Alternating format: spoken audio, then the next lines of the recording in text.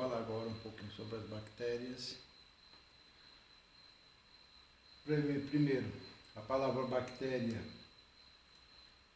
vem do grego, onde bactéria significa bastão. As bactérias são encontradas em todos os ambientes da Terra.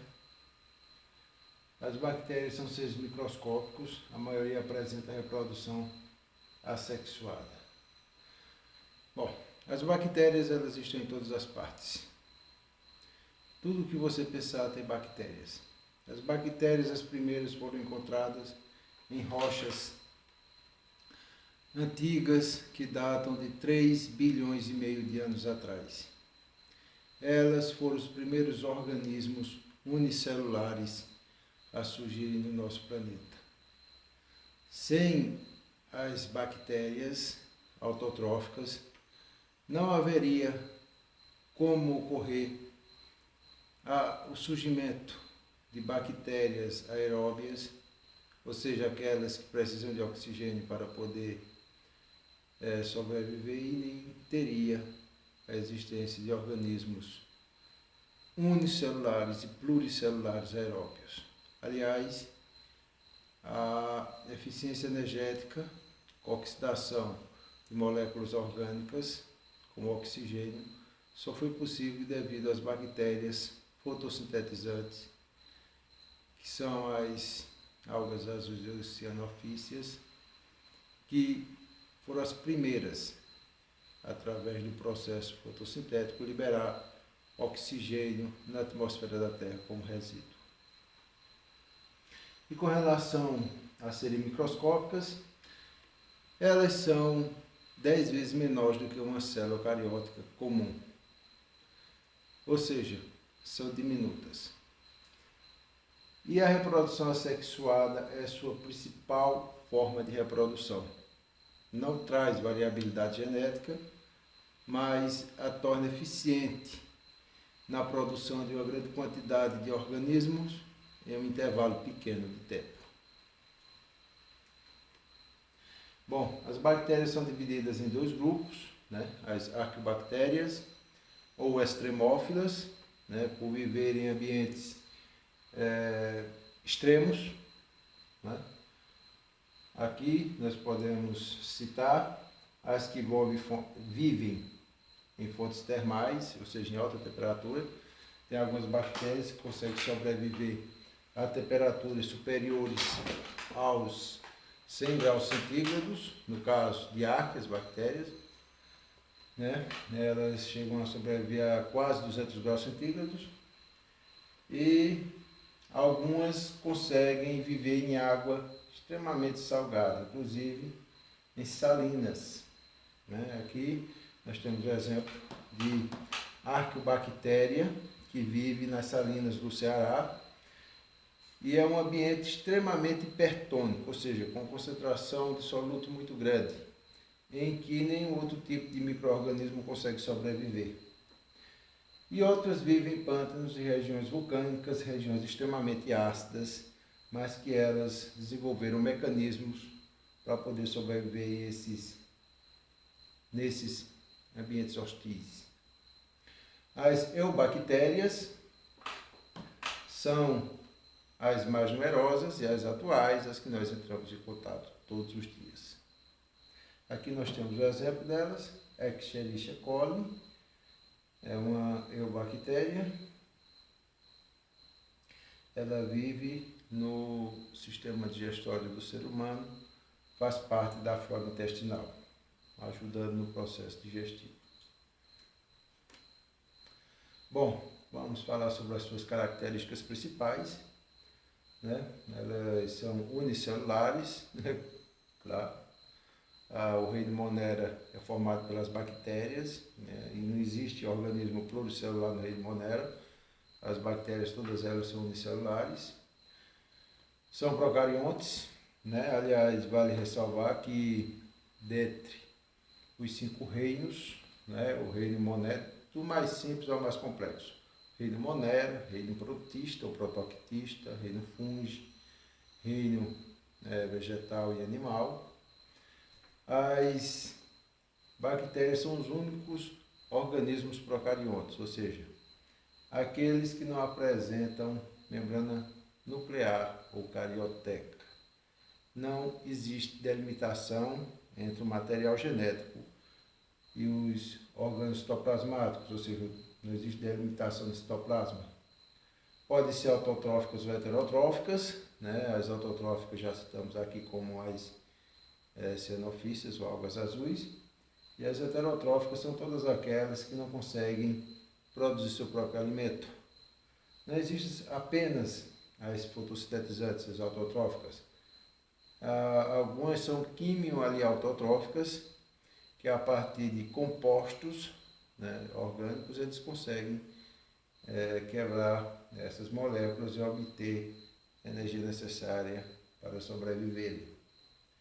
Bom, podem formar colônias, vamos ver algumas depois, alguns exemplos. São microscópicos, é claro, uma célula eucariótica é microscópica. Imagina uma bactéria que é 10 vezes menor do que uma célula eucariótica. São encontradas no solo, no ar, na água, em nosso organismo. Aliás, citar o nosso organismo, existe 10 vezes mais bactérias no nosso organismo do que células. Ou seja, elas são extremamente numerosas no nosso planeta. Aqui nós temos alguns exemplos delas, né? Bactérias em forma de bastão, com e sem pílon. Bom, aqui nós temos o exemplo de uma bactéria, de uma eubactéria. Aqui são suas estruturas principais, né? Nós temos aí o nucleóide, esse daqui é o cromossomo bacteriano, circular e único. As bactérias só têm um cromossomo. Temos o citoplasma, o citosol, é a mesma coisa.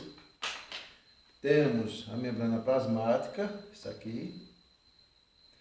Temos a parede celular, que é essa estrutura verde. E temos a cápsula, essa estrutura amarela. As fimbrias são essas estruturas aqui, em forma de fios. Tá? São as fibrias. E os pili. Aqui está pili ou fibrias. Veja só, não é a mesma coisa. Pili serve para a bactéria se fixar no substrato. Os pilis servem para a reprodução sexuada. No entanto, são parecidos, mas não são a mesma coisa. E o flagelo que elas apresentam para poder se locomover no seu meio. Bom, vamos começar analisando aqui a morfologia geral das bactérias. Começando pela cápsula, né? Só relembrando a morfologia, essa palavrinha aqui, morfo significa forma e logia estudo. Naturalmente, a palavra morfologia significa estudo da forma. Bom, cápsula. A cápsula é formada pelo glicocálice, o qual consiste em uma substância polissacarídea produzida no citoplasma e secretados para a superfície celular. Funções da cápsula: impedir que a célula seja fagocitada. Ou seja, o que é ser fagocitada? Fago quer dizer comer citocélula, quando ela é destruída pelas células de defesa, pelo sistema imunológico, pelos macrófagos, células grandes que comem outras células. Promover a adesão das bactérias em diferentes substratos. Dentes, para não serem engolidas. Trato respiratório, para não serem expelidas. Nosso trato respiratório é cheio de cílios, tem muco. Quando você tosse, quando você espirra, você está expulsando partículas estranhas. Elas ficam presas, pelas fibrias. Mucosa intestinal, para não serem carregadas junto com o alimento, né, durante os movimentos peristálticos do intestino. Proteger as bactérias contra desidratação e choques mecânicos, né, naturalmente. As fimbrias. Olha, as fimbrias são apêndices que se estendem da membrana plasmática, passando pela parede celular e cápsula, emergindo para o meio externo. As fimbrias podem ocorrer em toda a superfície celular. A função das fimbrias: fixar as bactérias em substratos e outras células, que nós já falamos sobre isso. Agora sim, os pili. Os pili sexuais normalmente são mais longos que as fimbrias, havendo um ou dois por célula. E um detalhe: os pili sexuais são ocos, tá? As fimbrias não são. Funções dos pili: responsável pela formação da ponte citoplasmática, que permite a transferência de informação genética durante o processo de conjugação, que é um tipo de reprodução sexuada, em que as bactérias elas buscam variabilidade genética, que é muito importante para a sua espécie. Nesse caso, nós estamos vendo aqui na imagem, né, o pili sexual, dá para ver muito pouco, mas existe, eles estão aqui entre essas duas bactérias, e elas estão trocando informação genética. Mas será que essa informação é o cromossomo bacteriano principal? Não, não é. Elas trocam plasmídios, que são um tipo de DNA pequeno, que varia de 1 a 5% do tamanho do DNA original da bactéria.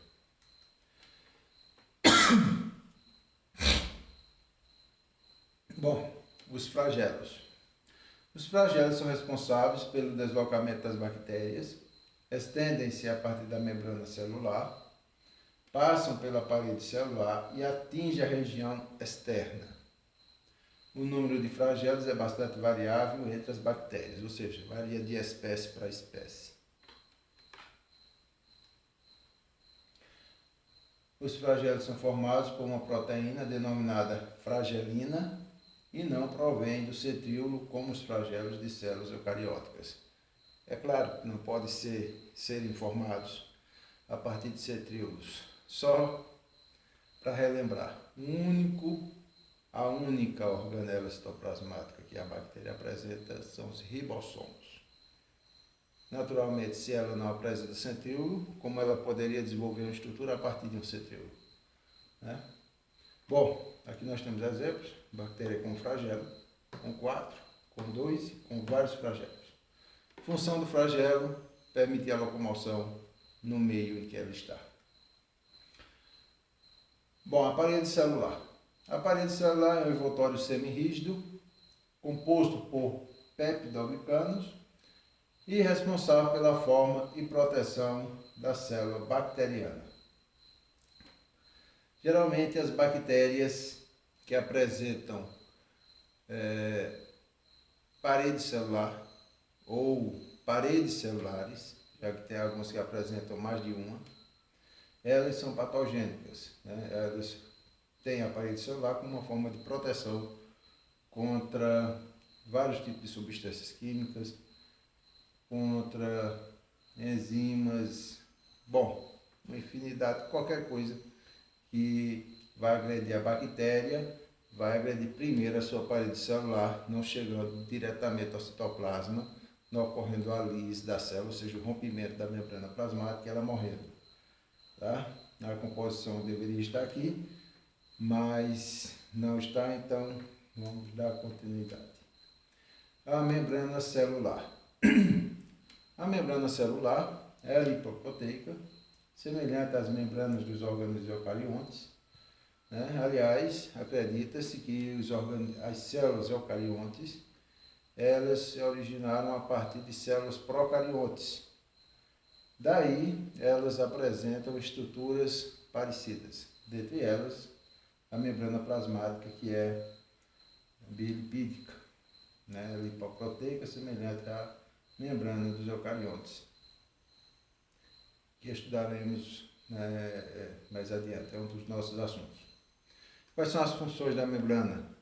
Proteção, transporte seletivo de nutrientes, que é a principal função dela, né? Ela vai bloquear algumas substâncias e permitir que outras a atravessem. Síntese de componentes da parede celular, como os pílis e fibrias. Secreção de enzimas digestivas. Né? Ela permite que essas enzimas saiam da célula, vá para o meio externo, onde vai encontrar compostos orgânicos e digeri-los. A partir do momento que ocorrer a digestão, a bactéria vai absorver esses nutrientes já digeridos, ou seja, ela realiza a digestão extracelular. Não que não possa ocorrer intracelular com a formação com quebras, né, mas os componentes sendo digeridos fora da célula faz com que essas substâncias se tornem monômeros, ou seja, pequenas, e elas conseguem atravessar essas substâncias com facilidade a partir da membrana plasmática. Respiração celular, né? No caso das que são aeróbias e que precisam de oxigênio para poder oxidar seus componentes. Ancora flagelos, fibrias e pile, que nós já falamos anteriormente, e armazena pigmentos e enzimas da fotossíntese, no caso das cianobactérias, né? Como, por exemplo, a bacterioclorofila, que é a substância que a bactéria tem para poder realizar o processo fotossintético. Aqui nós temos a membrana, né, bacteriana, ela é bilipídica, como você pode observar aqui. Tem proteínas transmembranas integrais e tem proteínas que não são integrais, elas não atravessam totalmente a membrana plasmática. Elas apresentam algumas paredes celulares, formadas por peptidoglicano, nessa estrutura aqui. E tem algumas que apresentam várias estruturas dessa daqui, que é uma proteção para a bactéria. E o citoplasma?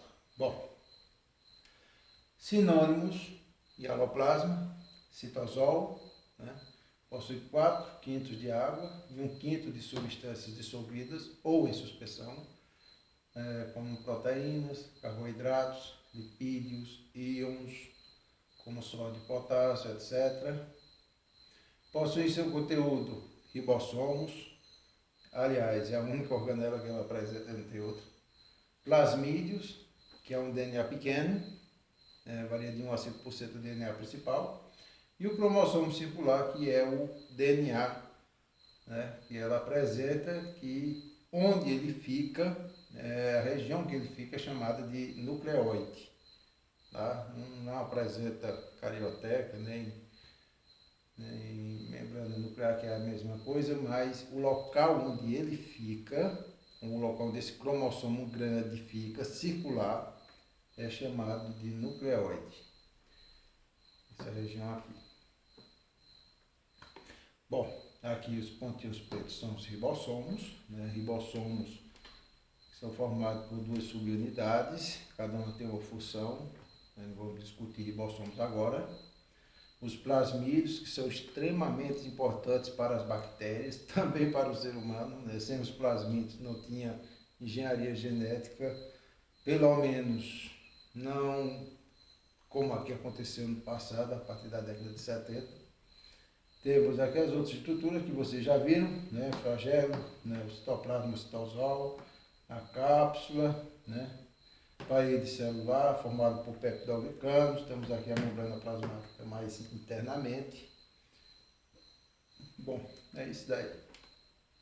E o nucleoide, que é o núcleo da bactéria, não é o núcleo da bactéria. O nucleoide é o local onde o cromossomo circular fica.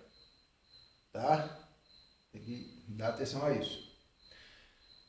Bom, por serem organismos procariontes, as bactérias não possuem um núcleo delimitado por membrana nuclear ou carioteca. Ao invés de núcleo, as bactérias apresentam a região citoplasmática onde se encontra o DNA bacteriano, que é chamado de cromossomo, que é o cromossomo circular. E ele é circular por quê? A estrutura circular permite que a bactéria consiga se reproduzir milhares, milhões de vezes e não perca nucleotídeos na sua molécula de DNA. Isso é importantíssimo para a bactéria, já que ela tem que se replicar milhares, milhões de vezes, já que a replicação, no caso da cisparidade, a bipartição, ou resumindo, a mitose é a sua principal forma de reprodução e é assexuada. Né?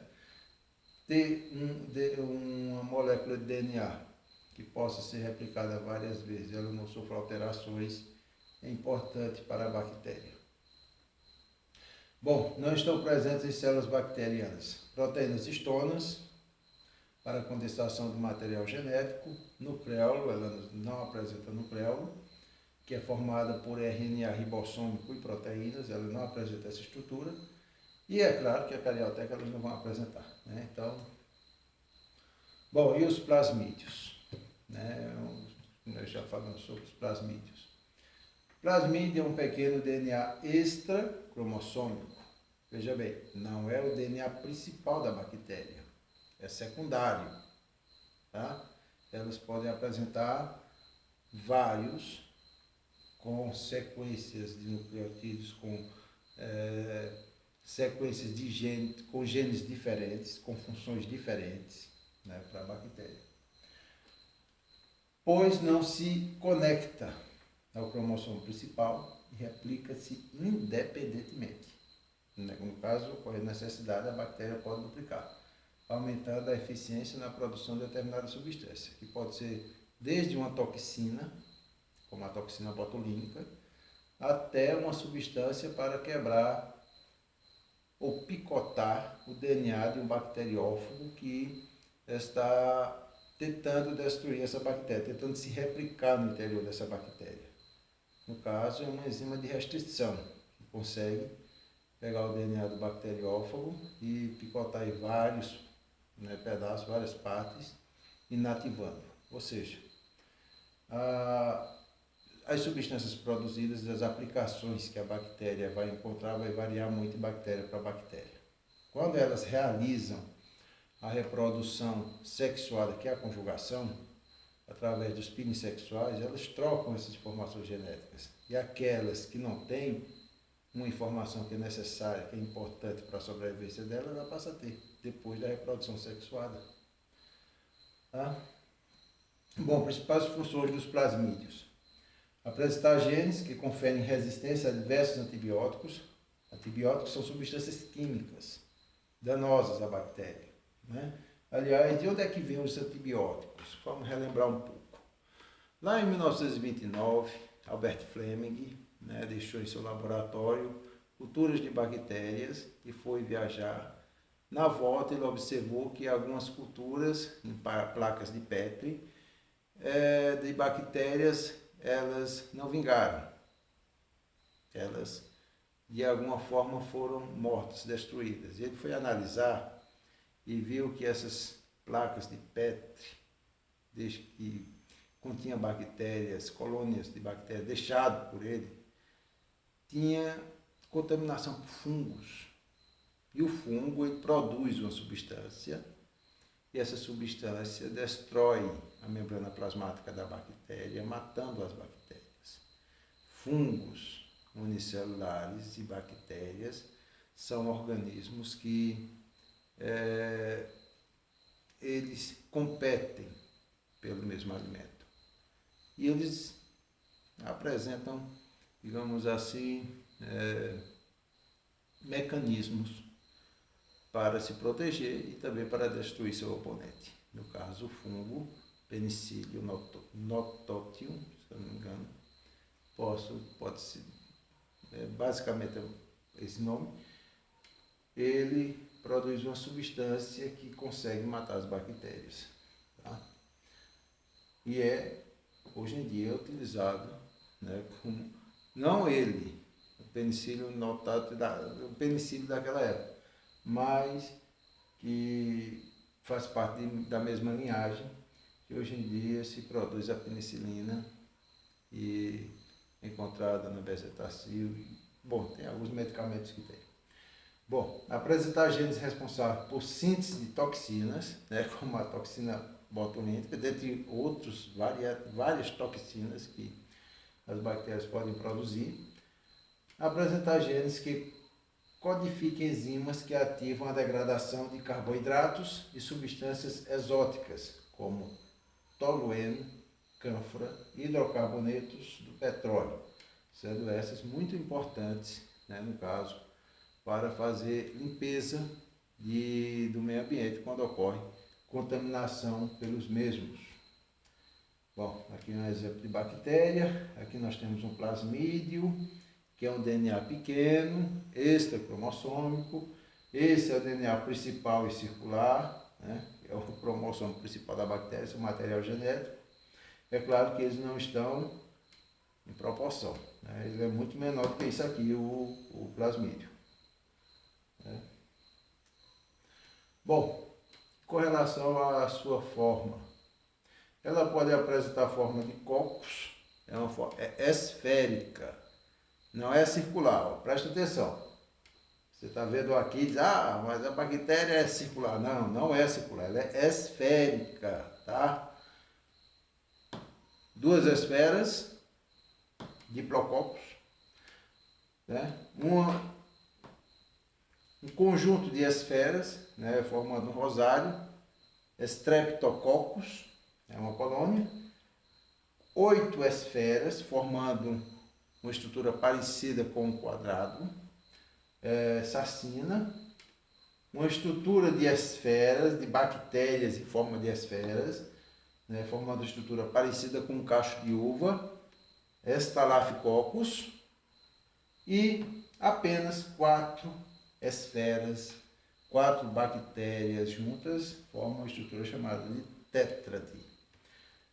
Aqui é uma placa de PET, para quem não conhece, né, no seu interior tem agar, que é retirado de algas, que vai servir para as bactérias se alimentarem, e depois que se coloca, né, as bactérias, elas vão se proliferar e vai apresentar várias formas, várias cores, mas isso daqui é uma placa de PET com colônias de bactéria. Tá? Para quem quiser pesquisar, coloca lá no Google Imagens, né? Colônias de bactérias em placas de PET, vai apresentar um montão. Lá tem uns que são estruturas bonitinhas, coloridas e assim por diante. Ok? Bom, elas também podem apresentar forma de bastão, né, ou de bastonete, que são os bacilos, 2 bastonetes diprobacilos, uma estrutura em forma de rosário, né, uma sequência de bastonete. Vai formar um streptobacilos. Tá?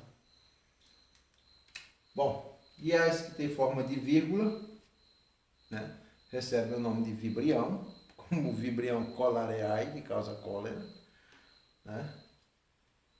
E ela pode ter apenas a forma e pode também ter a forma de vírgula e também ter flagelos. Não só tem um, tem espécies que tem mais de um. Certo? E as que tem forma espiral, esses daqui não dá para ver direito aí, mas daqui é uma forminha espiral aqui embaixo. Né? Elas são chamadas aí de espirilos, ou espiroqueta. Né? Bom, reprodução das bactérias, reproduzem-se rapidamente, grande, né, quantidade de descendentes em poucas horas. Já uma bactéria, ela leva de 18 a 20 minutos para poder produzir uma cópia idêntica, né, a ela própria.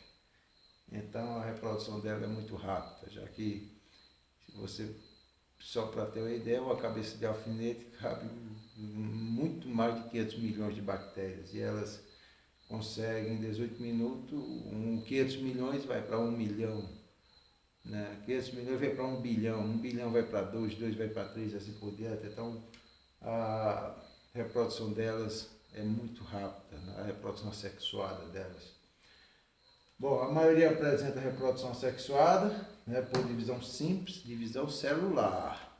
Presta atenção, tá?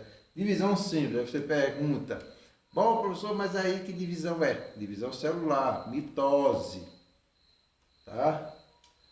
Em boas condições, pode duplicar-se a cada 20 minutos, mas tem espécies que a cada 18 minutos elas conseguem se reproduzir sim. Bom, em 24 horas aparece 5, 6 trilhões. Bom, depende da quantidade que começou a se reproduzir, né? Aqui está meio vago isso daqui. Tá?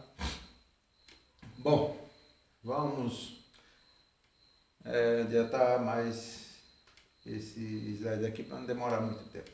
Reprodução bacteriana. Bom, a reprodução bacteriana pode ser classificada em dois grupos, quanto à ocorrência ou não de variabilidade genética. Na reprodução assexuada não ocorre troca de material genético, por isso não há variabilidade genética. Bom, é claro que não tem variabilidade genética, já que uma produz um clone idêntico a ela. Como é que pode ter, né? Já na reprodução sexuada, ocorre troca de material genético e, por consequência, a variabilidade genética. No caso, quando há troca de material genético. Aí, nesse caso, ela visa a variabilidade genética, a apresentar bactérias com genes diferentes, nem que seja nos plasmídeos, né? Pelo menos nos plasmídeos, apresentar plasmídeos com genes diferentes. Né? Tipo de reprodução. Bom, assexuada, bipartição, divisão binária, cisciparidade, duplicação, mitose, uma coisa só. Assexuada, essa daqui, não traz variabilidade genética, mas permite a bactéria se reproduzir em grande quantidade. Assexuada, conjugação, transformação e transdução. Vamos ver aí.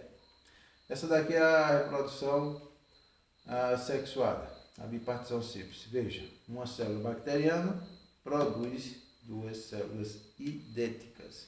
Essa daqui é uma representação artística, essa daqui é a reprodução real, né, que foi tirada essa foto de um microscópio. Eu não sei se é eletrônico ou microscópio óptico, mas está parecendo ser uma fotografia de um microscópio eletrônico colorido artificialmente, né, pelos níveis de detalhes, só pode ser um microscópio eletrônico. Bom, pausa.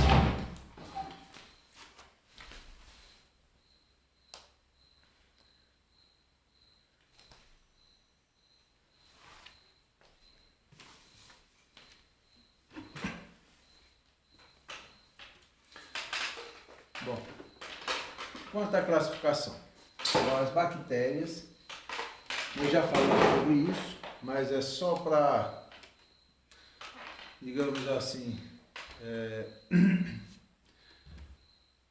destacar mais. Bactérias, elas podem ser aeróbias, precisam do oxigênio para poder sobreviver, né?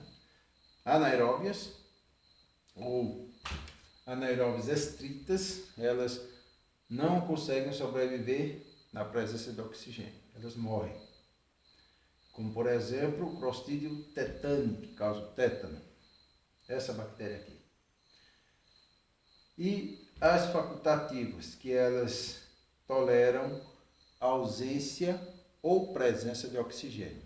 Elas conseguem sobreviver tanto na presença quanto na falta de oxigênio, como, por exemplo, a Escherichia coli, né? Bem conhecida, faz parte da nossa flora intestinal e nos auxilia no processo digestivo. Bom, as bactérias autótrofas, elas realizam fotossíntese ou quimiocitese, nós já falamos sobre isso. Bactérias heterotróficas, elas são incapazes de produzir seu próprio alimento, né? Buscando aí, através da respiração, no caso, oxidação de compostos orgânicos na presença de oxigênio, que são as bactérias aeróbias, e de fermentação, como a lática, a alcoólica, né, que ela é extremamente importante aí para a indústria alimentícia e que elas são utilizadas para a produção, né, de iogurtes, queijos e também bebidas alcoólicas como a pitu, o vinho, a cerveja e assim por diante. Aqui nós temos alguns exemplos, né, daqui a salmonela, daqui nós temos as nitrosomonas, temos as cianobactérias, alguns exemplos daí. Esse daqui é autótrofa, esse é quimiosintetizante. E a salmonela, ela faz fermentação. Bom, bactérias do bem. Os lactobacilos. Olha só, que imagem bonitinha aqui. Lactobacilos são bactérias geralmente benignas. Elas convertem lactose e outros açúcares simples em ácido láctico, o que é essencial para a flora intestinal. Por exemplo, eu não gosto de leite, mas quem toma leite, depois de alguns minutos, se ele arrotar, vai sentir um cheiro de mais ou menos uma coalhada, alguma coisa parecida com isso. E se porventura essa pessoa vir a vomitar, vai ver que o leite ele não vai estar líquido, ele vai estar com coalhado mesmo, com pedacinhos assim. E na verdade o que aconteceu foi isso daqui, ó, né? Produção de ácido láctico e coagulação do leite, tá? É o que ocorre quando você vai fazer queijo, por exemplo.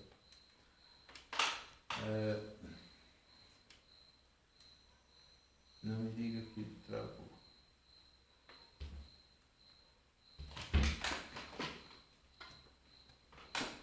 Muito bem.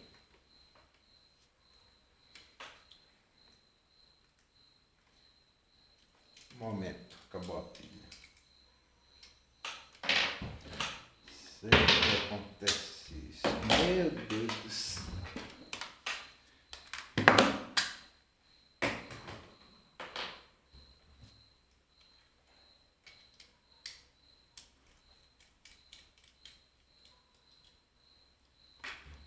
Nossa, agora sim. Streptococcus, olha só. Lembra? Eu disse que não dá para ver com o laser. Olha só. Bactéria em forma de esfera. Olha aqui. Aqui aí tem uma coluna de bactérias.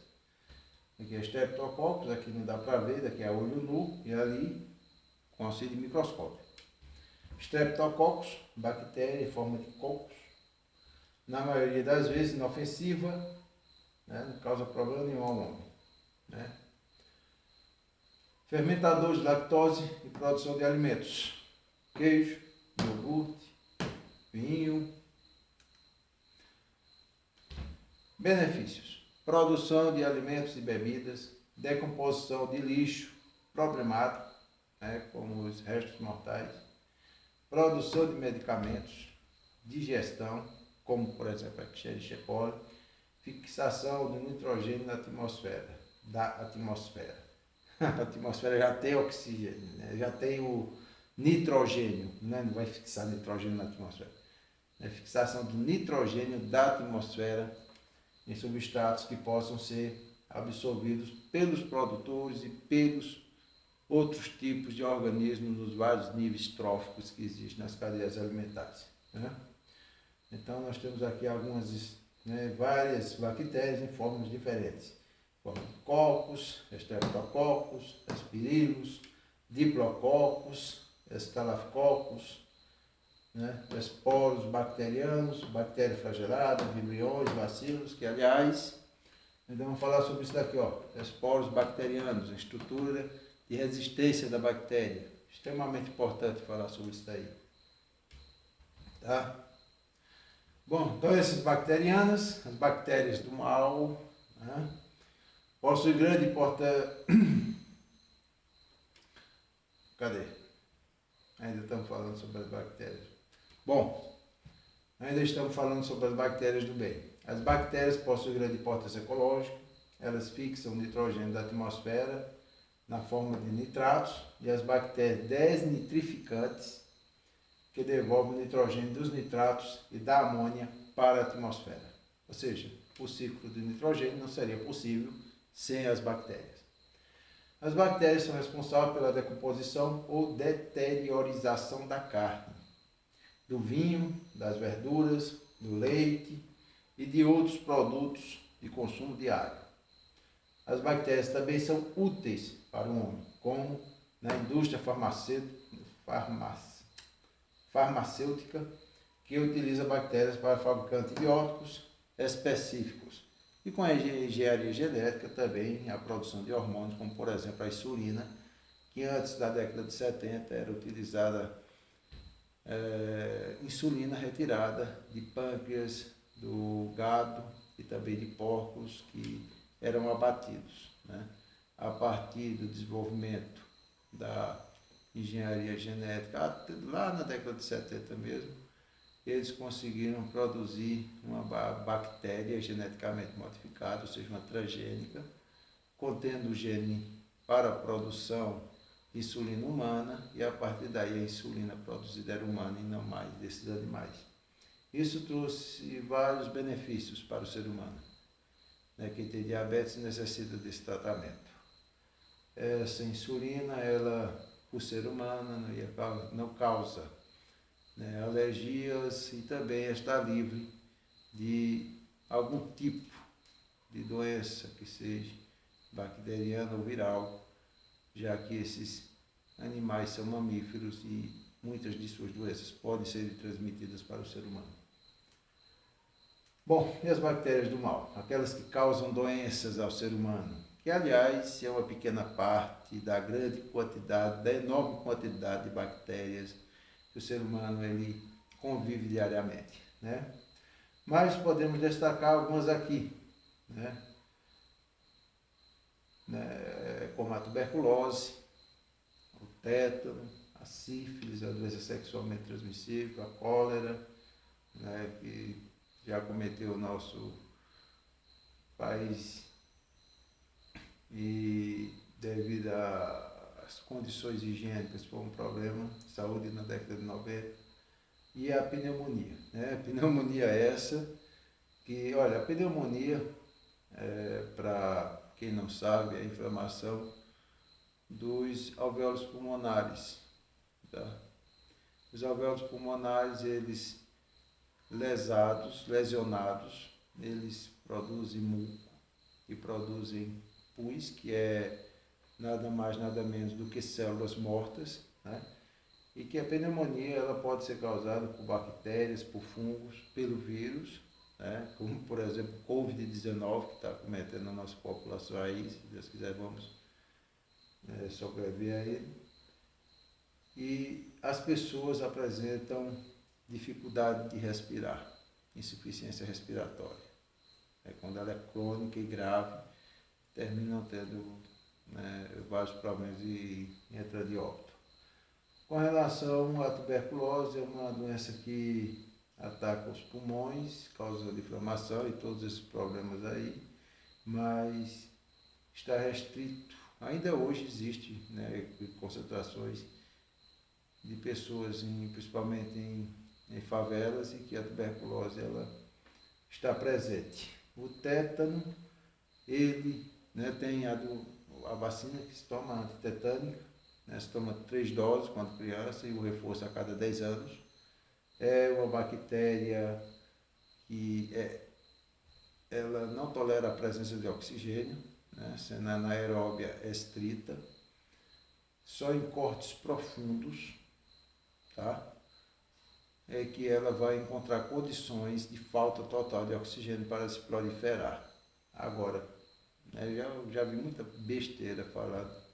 As pessoas falam sobre o tétano, dentre elas, olha, você se cortou com algo enferrujado, você vai desenvolver o tétano. Olha, só desenvolve se aquele metal enferrujado tiver a estrutura tiver a bactéria tetânica, Se não tiver, não vai desenvolver o tétano. Geralmente como ela está no meio ambiente, na sua forma de resistência, ela pode ser carregada pelo vento, pela poeira e estar encrustada ali naquele material enferrujado. Quando você se corta, você desenvolve a doença. Se você não tiver tomado as vacinas antes, é claro, tem que observar isso. Mas se você pegar o ferrugem, qualquer metal enferrujado, qualquer coisa, se você pegar essa ferrugem e colocar no recipiente e queimá-lo, elevar a temperatura enormemente para matar qualquer micro-organismo, aquilo dali não vai lhe causar tétano, coisa nenhuma, tá? Tem que ter um micro-organismo, se não tiver, não vai apresentar a doença. Bom, difteria, que é o chamado Krupp, o agente etiológico é o Corynebacterium diphtheriae, forma de transmissão pelo ar contaminado e pela saliva. Os sintomas: inflamação das amígdalas, na garganta, do lado da garganta, faringe e mucosa nasal. A bactéria produz toxina que destrói as fibras cardíacas, células nervosas e também células renais. Tratamento: utilização de antibióticos à base de penicilina e eritromicina. A profilaxia, ou seja, a medida de prevenção, é a vacina TRIPS. Isso daqui é o Krupp, ou difteria. Olha só, esse daqui, ó. Essa informação aqui. Veja só, coisa. Isso deve incomodar bastante, hein? Nossa, veja, olha só. Coisa horrível. Disenteria bacilar. O agente etiológico é uma bactéria do gênero Shigella. Forma de transmissão: água e alimentos contaminados com as fezes dos doentes. Ou seja, saneamento básico e a limpeza é essencial. Sintomas: infecção intestinal. Forma de transmissão primeiro, eu ia pulando aqui. Forma de transmissão: água e alimentos contaminados com as fezes dos doentes. Olha, se você come verduras, frutos, qualquer coisa que não é cozida, não é fritada, não é levada ao fogo, e foi regado com água contaminada com esses bacilos, você corre grande risco de desenvolver a doença. Sintomas: infecção intestinal, dores abdominais, que é a dor de barriga, diarreias sanguinolentas e vômitos. O tratamento: utilização de antibióticos e o soro caseiro, que é para hidratação. O soro, aquele que é produzido pela indústria eficiente, com certeza que é, mas até chegar num hospital e tomar o soro, você pode tomar o soro caseiro, que vai reidratar o organismo e vai ter uma melhora, pelo menos sintomática. Profilaxia: educação sanitária e saneamento básico. A educação sanitária você pode fazer sua parte. Agora o saneamento básico vai depender dos governantes. Bom, todo mundo sabe que a disenteria não precisa se alongar muito. Com relação à sífilis, o agente etiológico é treponema pálido, forma de transmissão: relações sexuais, transfusões de sangue, e é também congênita, ou seja, da mãe para o feto durante a gravidez. Essa congênita aqui é um grande problema. Por quê? Aqui, nos fetos, a bactéria pode causar diversas complicações do sistema nervoso, malformações e ferimentos na pele. E as crianças podem nascer aleijadas e também desfiguradas. É um problema seríssimo a sífilis para uma mulher que tem a sífilis e quer ter um filho. Com relação às outras pessoas, ela vai apresentar pequena ferida, ulceração firme e dura, no local em que ocorreu a infecção, também conhecida como cancro duro por apresentar essa característica, no pênis ou na vagina, reto, ou a boca, ou outras partes do corpo também. Tratamento: uso de antibióticos, como a tetraciclina e a penicilina. Profilaxia, uso de preservativo nas relações sexuais, realização de teste diagnóstico por mulheres que querem ou têm a intenção de engravidar.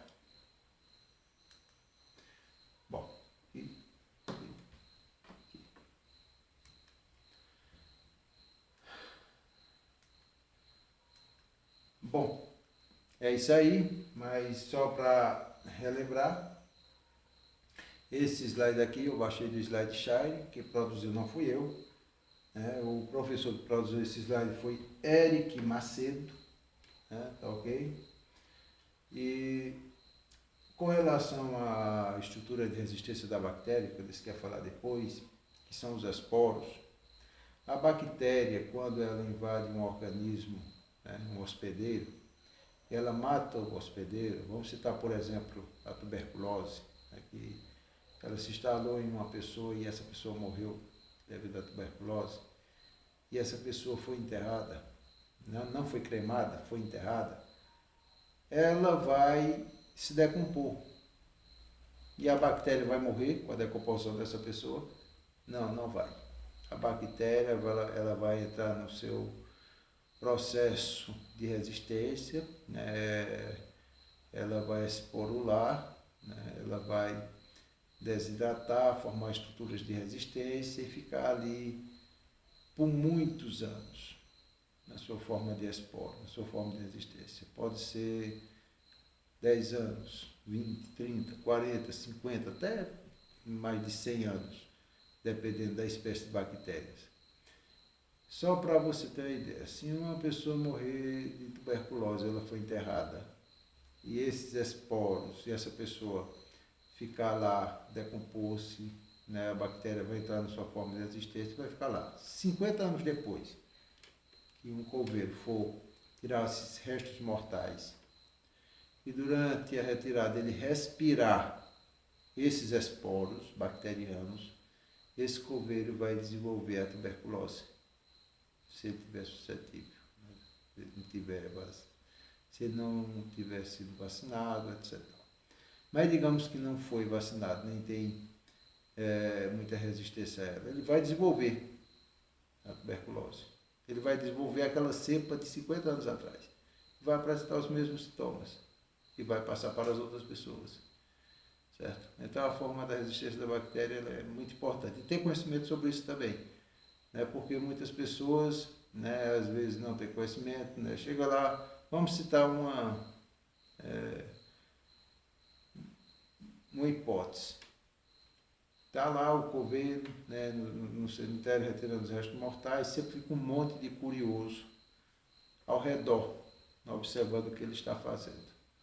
E não só o coveiro, mas as pessoas que estão lá, se aquela pessoa, porventura, tiver morrido por alguma bactéria que esporula e que ela está na sua forma de latência lá, enterrada, junto com aquela terra, com aquela coisa ali, eles respirarem, ou ela entrar no organismo de alguma forma, eles vão desenvolver a doença.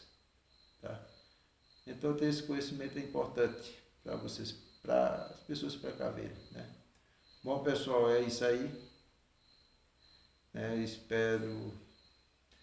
Bom, eu fiz esse vídeo porque tem algumas coisas relacionadas ao assunto que é necessário você relacionar com algo que você já estudou ou que você já conhece, né? E que não foi, digamos assim, muito mastigado. Você precisa ser relembrado de alguns fatos para ter uma compreensão melhor. E é por esse motivo que eu fiz o vídeo sobre o assunto bactérias. Valeu!